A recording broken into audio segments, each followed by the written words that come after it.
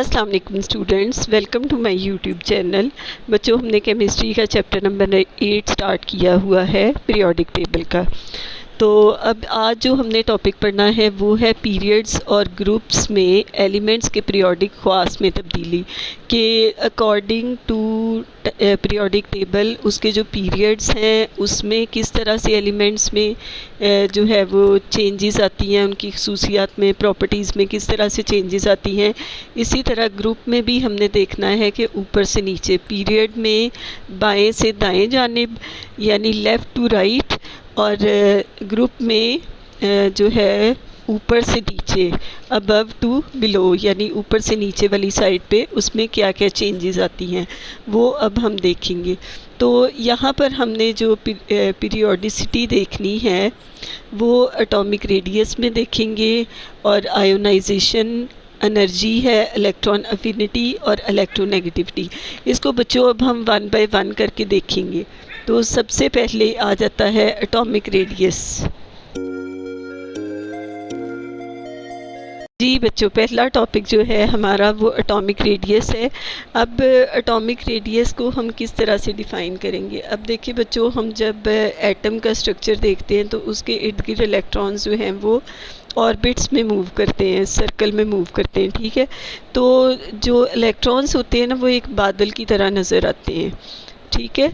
तो इस तरह से एटॉमिक रेडियस मालूम करना मुश्किल होता है कि किस तरह से मालूम किया जाए, क्योंकि वो बादल की एग्जैक्ट लोकेशन के कहाँ तक इलेक्ट्रॉन हो सकते हैं ये मालूम करना मुश्किल है, ठीक है। तो फिर क्या किया जाता है कि जब दो एटम्स एक दूसरे के करीब आते हैं तो उनके न्यूक्लियाई के दरमियान फासला को, जैसे ये नीचे मैंने डायग्राम लगाई है, देखिए दो एटम्स हैं, उनके जो दरमियान में न्यूक्लियाई है ना, न्यूक्लियाई का जो दरमियानी फासला है ना उसका निस्फ लिया जाता है, उसको हाफ कर लिया जाता है। तो फिर ये क्या होगा, ये एटॉमिक रेडियस होगा। तो एटॉमिक रेडियस जो है इसको पिकोमीटर में ज़ाहिर किया जाता है, और एक पिकोमीटर जो है वो 10⁻⁻12 मीटर के बराबर होता है। तो अगर हम एग्ज़ाम्पल लें तो मिसाल के तौर पर दो एटम, कार्बन एटम्स हम देखें तो जब वो आपस में कोवलेंट बॉन्ड बनाते हैं तो उनके न्यूक्लियाई के दरमियान फासला 154 पिकोमीटर होता है, और अगर इस फासले को हम हाफ़ कर लें तो वो 77 पिकोमीटर हो जाएगा। तो इसका मतलब ये है कि कार्बन का रेडियस जो है वो 77 पिकोमीटर है, और इसी को इसका कोवलेंट रेडियस भी कहते हैं। अब बच्चों नेक्स्ट हम देखते हैं कि पीरियड्स में एटॉमिक रेडियस में तब्दीली किस तरह से होती है। तो ये आप एक डायग्राम देखें ज़रा। अब बच्चों हम देखते हैं कि पीरियड में एटॉमिक रेडियस में कैसे तब्दीली आती है। तो ये अगर आप ये डायग्राम देखें तो इस डायग्राम में लेफ़्ट से राइट की तरफ ऊपर आप इलेक्ट्रॉनिक कॉन्फ़िगरेशन भी देखें और एटॉमिक साइज़ भी देखें। तो एटॉमिक साइज़ जो है वो लेफ़्ट से राइट की तरफ यानी बाएं से दाएं की तरफ जाएं तो एटम्स का साइज़ जो है वो छोटा हो रहा है। इसकी वजह ये है कि इसकी आप इलेक्ट्रॉनिक कॉन्फ़िगरेशन देखें ना तो इसमें जो है न्यूक्लियस के इर्द गिर्द इलेक्ट्रॉन्स की तादाद बढ़ती जाती है। जब इलेक्ट्रॉन्स की तादाद बढ़ती जाती है तो फिर उस पे न्यूक्लियस का चार्ज भी बढ़ता जाता है, ठीक है। तो न्यूक्लियस जो है उसको ज़्यादा अपनी तरफ अट्रैक्ट करके रखता है। तो जब ज़्यादा अट्रैक्ट करके रखता है तो इसके देखिए आप ये इस डायग्राम में देखें कि एटम का साइज़ जो है वो लेफ़्ट से राइट की तरफ छोटा होता जा रहा है, ठीक है। तो ये नीचे आपकी बुक में जो टेबल दिया हुआ है उसमें भी देखें दूसरे पीरियड के एलिमेंट्स और एटॉमिक रेडियस। अब लिथियम का जो है वो 152 है, बेरिलियम का कम होके 113 हो जाता है, बोरॉन का 88 हो जाता है, कार्बन जो है उसका उससे कम 77, फिर नाइट्रोजन का 75, ऑक्सीजन का 73, फ्लोरीन का 71, और नियॉन का देखें तो वो सबसे कम 69 पिकोमीटर रह जाता है, ठीक है। उसके बाद बच्चों नीचे ग्रुप्स में देखें तो ग्रुप्स में एटॉमिक रेडियस जो है वो ऊपर से नीचे की तरफ बढ़ता है। इसकी भी अगर आप ये डायग्राम देखें तो ऊपर से नीचे की तरफ जो है वो इलेक्ट्रॉन की तादाद में इजाफ़ा नहीं होता बल्कि शेल्स की तादाद में इजाफ़ा होता है।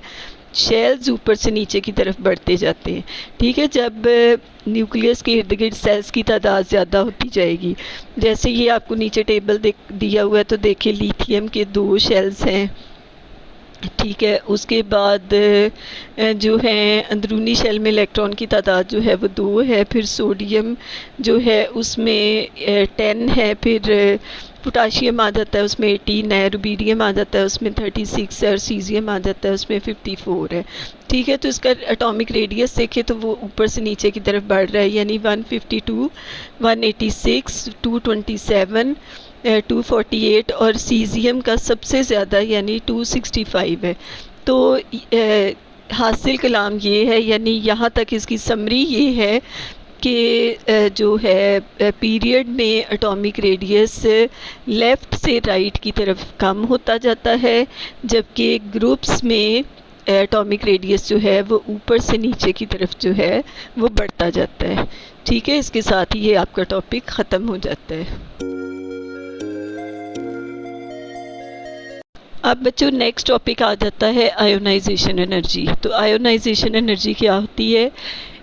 एनर्जी की वो मिकदार जो एक गैसी एटम के आज़ाद गैसी एटम के बैरूनी शेल में मौजूद एक इलेक्ट्रॉन को बाहर निकाल दे, उसको आयोनाइजेशन एनर्जी कहते हैं। अब फ़र्ज़ करें सोडियम एटम है, ठीक है। सोडियम एटम में से हमने एक इलेक्ट्रॉन को बाहर निकालना है, जो लास्ट शेल में उसके एक इलेक्ट्रॉन है, उसको अगर हमने बाहर निकालना है तो वो बच्चों ऐसे थोड़ी निकल जाएगा, ठीक है। उसको किसी चीज़ से या किसी एनर्जी से उसको बाहर निकालेंगे ना, तो वो जो एनर्जी हमें दरकार होती है उसको आयोनाइजेशन एनर्जी कहते हैं। तो ये 496 किलो जूल पर मोल ये वाली एनर्जी है जो कि सोडियम एटम को में से इलेक्ट्रॉन निकालने के लिए दरकार होती है। अब ये तो थी first ionisation energy. Second ionisation energy क्या होती है? अब जैसे सेकंड ग्रुप देखें तो उसमें मैग्नीशियम है। अब मैग्नीशियम में से हमने 2 इलेक्ट्रॉन निकालने हैं। जब हम एक इलेक्ट्रॉन निकाल लेते हैं तो फिर 737 किलो जूल पर मोल हमें एनर्जी की ज़रूरत होती है, ठीक है। देखिए, जब एक एटम में से एक इलेक्ट्रॉन निकल गया है, ठीक है, तो फिर उस पे जो है पॉजिटिव चार्ज ज़्यादा हो गया, इलेक्ट्रॉन कम हो गए। तो फिर पॉजिटिव चार्ज क्योंकि न्यूक्लियस के अंदर होता है, तो न्यूक्लियस बाकी इलेक्ट्रॉन्स को ज़्यादा अट्रैक्ट करके रखेगा। तो अब जब हम दोबारा उसमें से इलेक्ट्रॉन निकालेंगे तो हमें ज़्यादा एनर्जी की ज़रूरत होगी, यानी डबल एनर्जी की ज़रूरत होगी। तो जो दोबारा एनर्जी लगती है उसको सेकंड आयोनाइजेशन एनर्जी कहते हैं। अब ये देखिए आपकी बुक में है कि मैग्नीशियम में से दोबारा से इलेक्ट्रॉन निकालने के लिए हमें जितनी एनर्जी दरकार है वो 1450 किलो जूल पर मोल है।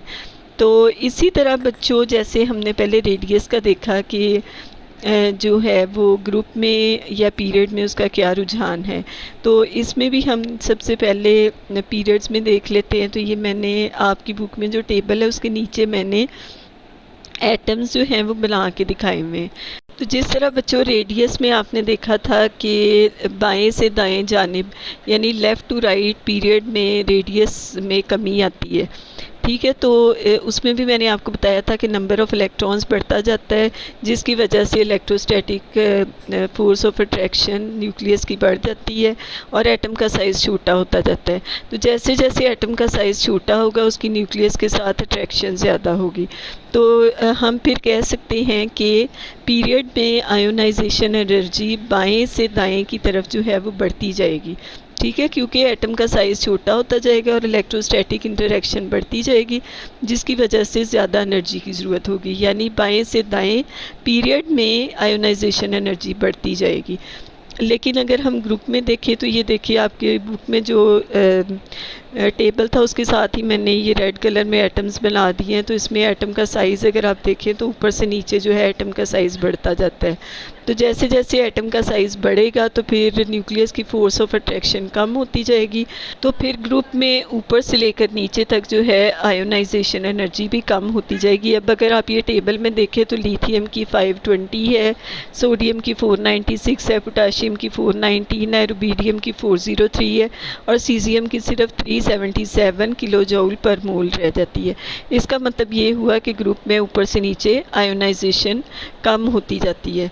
तो बच्चों, इसके साथ ही मैं आज की वीडियो को एंड करती हूँ। उम्मीद है कि आपको अच्छी तरह समझ आ गई होगी। मेरे चैनल को लाइक करना, सब्सक्राइब करना और शेयर करना ना भूलिएगा। Thank you so much. अल्लाह हाफिज़।